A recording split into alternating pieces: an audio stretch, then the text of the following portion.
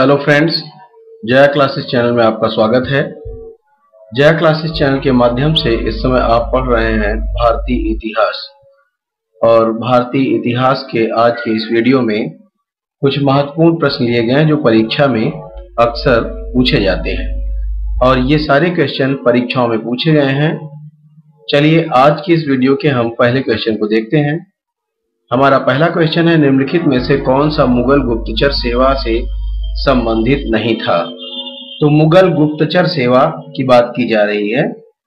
गुप्तचर सेवा में हरकारी, कोतवाल, सिवानेह निगार, वाक्यानवीस, इन चारों में से कौन सा गुप्तचर सेवा से संबंधित नहीं था।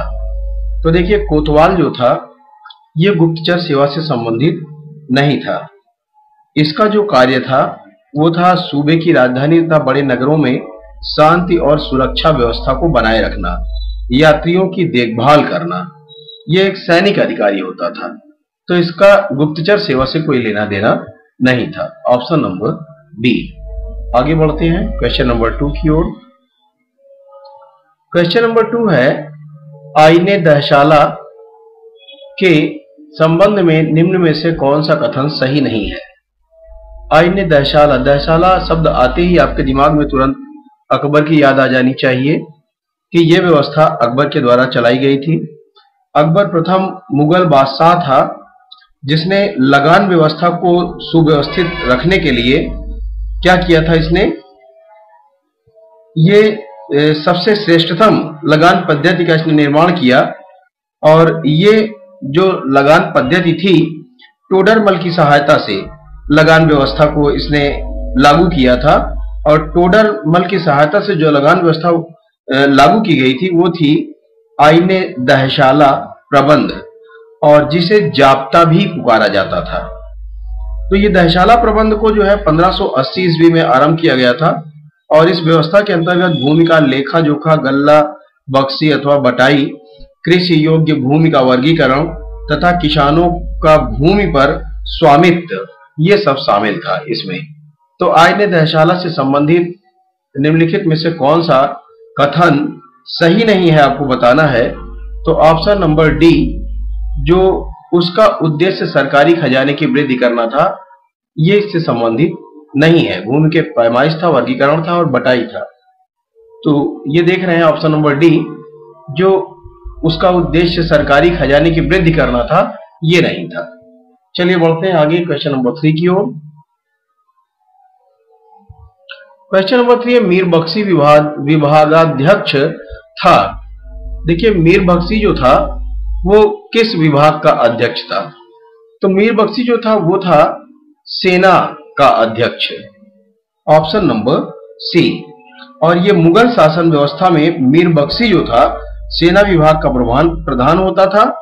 सैनिकों की भर्ती, उनका हुलिया रखा जाना या घोड़ों और हाथियों का जो है दागा जाना, दागने की जो प्रथा थी, मतलब चिन्ह बनाया जाता था उन पर, और सैनिकों के शस्त्रों, वस्त्रों, घोड़ों, शिक्षा और रसद आदि की देखभाल करना भी उसी का कार्य था।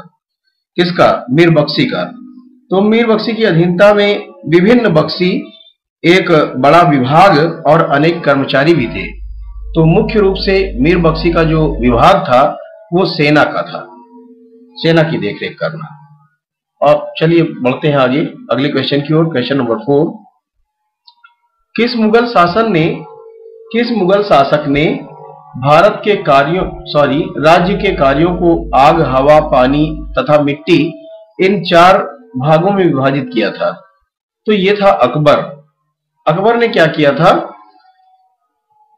यह ऐसा मुगल शासक था जिसने अपने राज्य के कार्यों को आग, हवा, पानी और मिट्टी, इन 4 भागों में इसने बांट रखा था।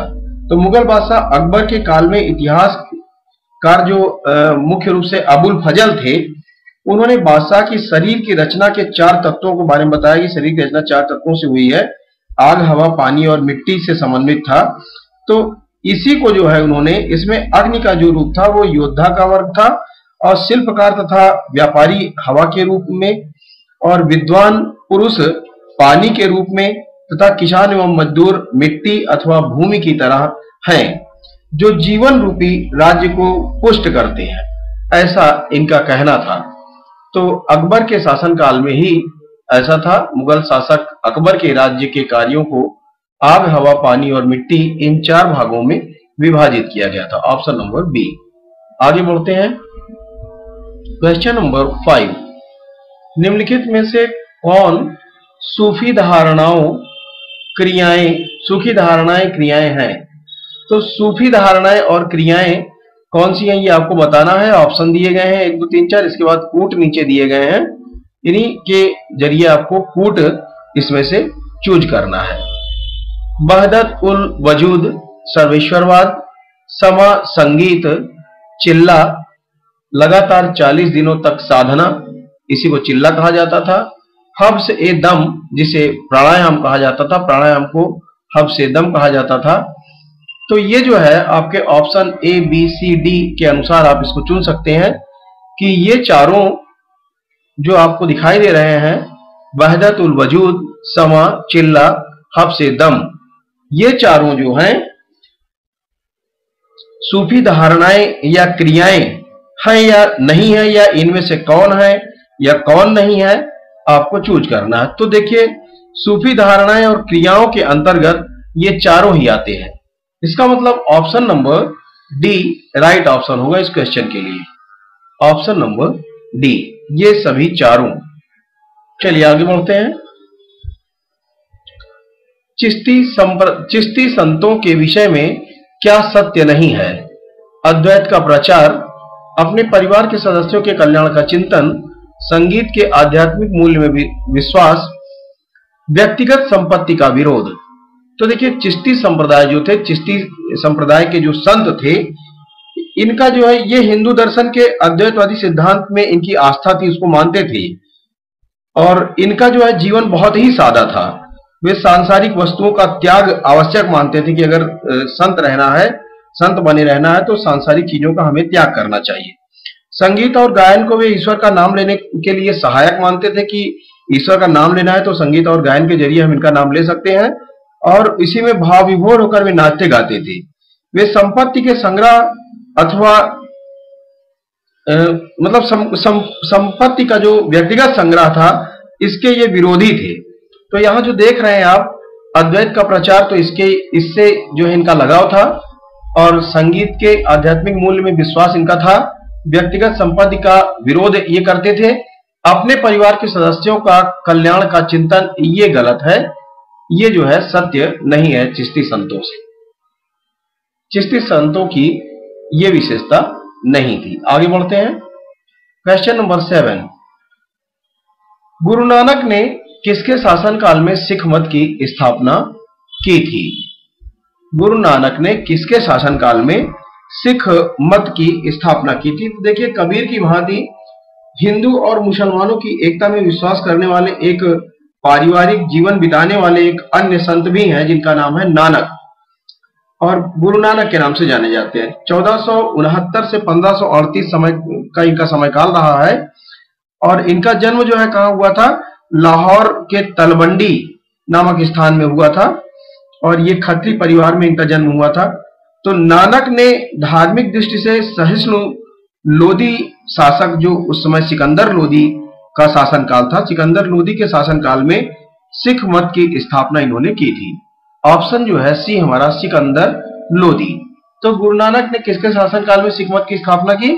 सिकंदर लोदी के। Option number C. आगे बढ़ते हैं। अगला क्वेश्चन है क्वेश्चन नंबर 8,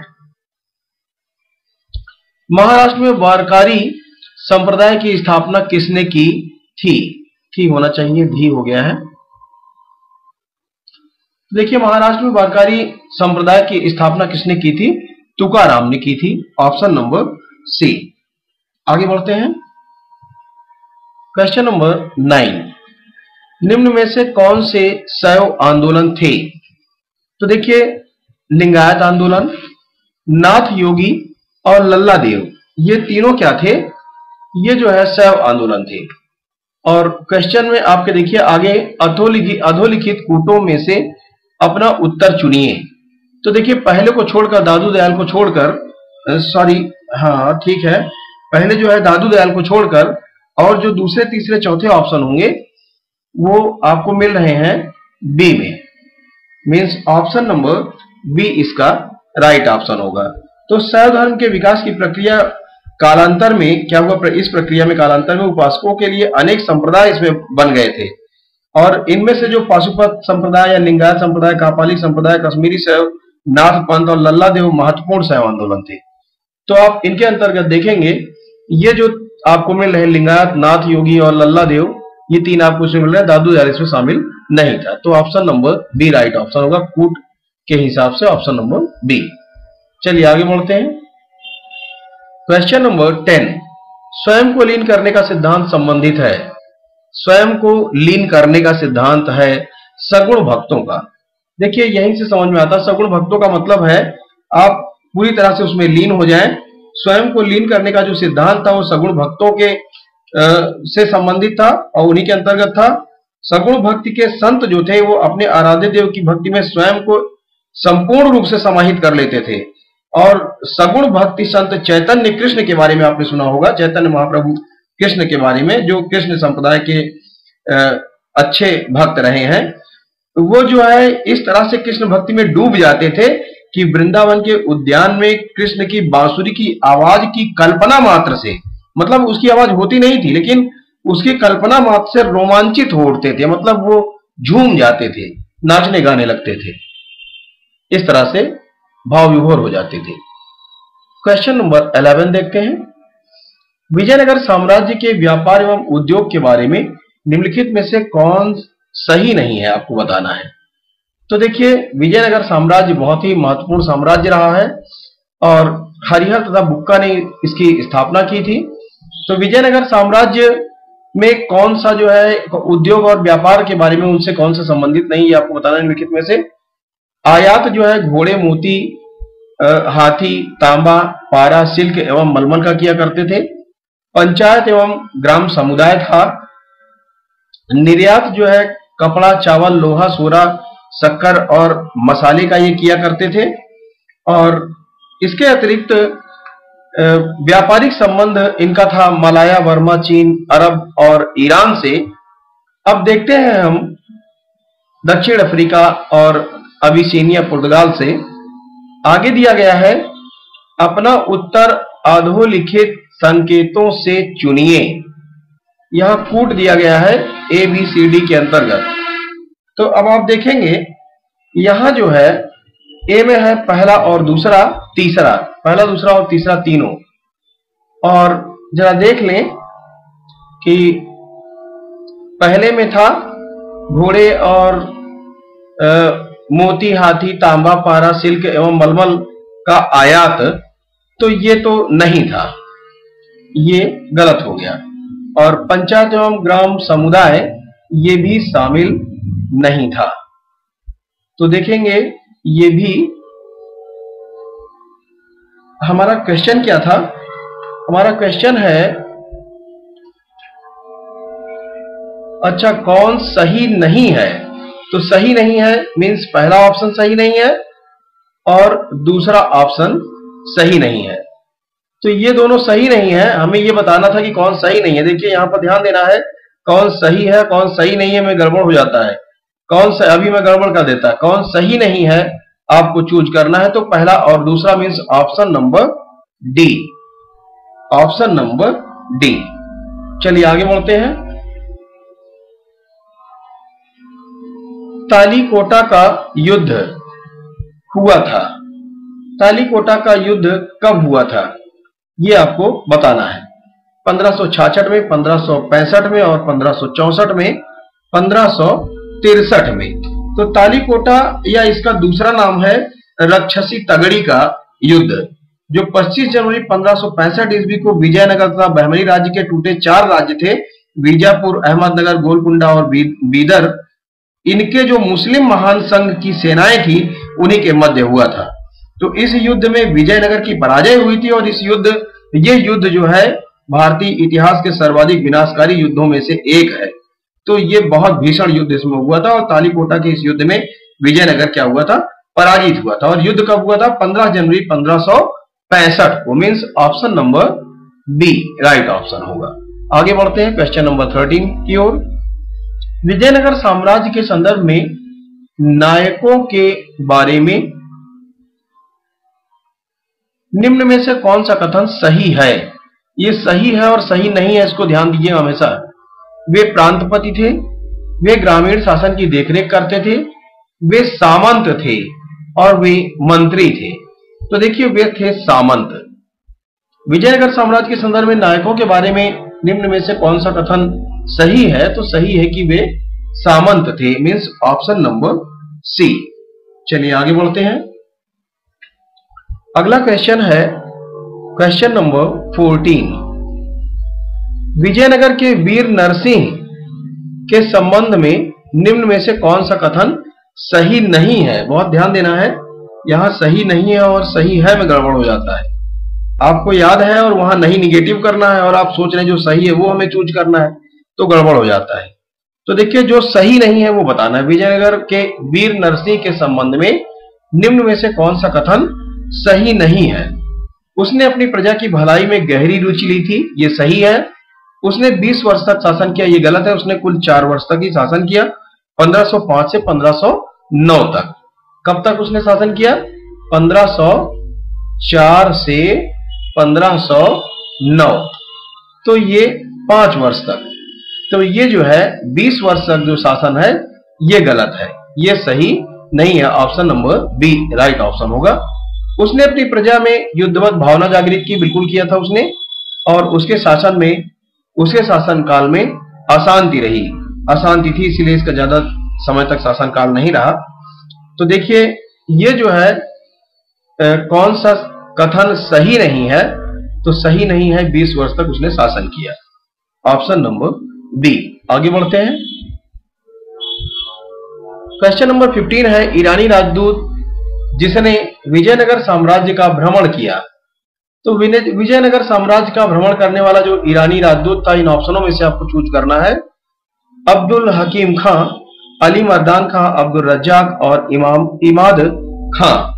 तो देखिए ईरानी राजदूत जो अब्दुल रज्जाक था, ये जो है विजयनगर सम्राट उस समय वहां थे आपके देवराय द्वितीय, जो 1430 से 1446 का शासन काल जिनका रहा है, उनके समय में ये आया था Abdul Razzaq, means option number D.